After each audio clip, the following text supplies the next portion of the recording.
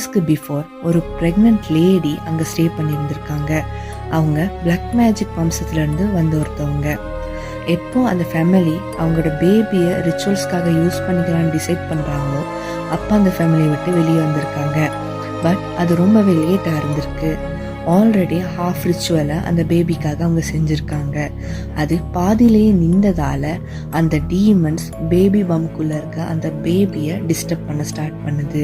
Time ஆக ஆக அந்த டிஸ்டர்பன்ஸும் வலிகளும் அதிகரித்ததால அந்த பேபி வெளியே வர ட்ரை பண்ணுது. அப்படி ட்ரை பண்ணதில் 7th மந்தில் அது ஃபுல்லாக வெளியே வரப்போகுது.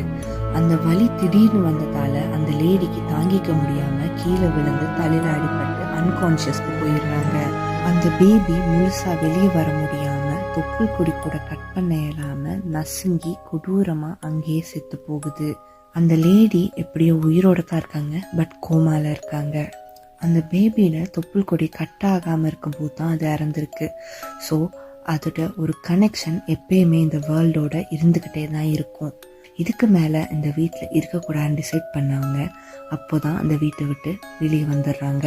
அந்த பேபி கொஞ்சம் ரொம்பவே கோவமாக விரக்தியோட பாசத்துக்காக ஏங்குற ஒரு ராட்சசனாக இருந்ததால் அதை கண்ட்ரோல் மட்டும்தான் பண்ண முடியுமே தவிர அழிக்க முடியலை.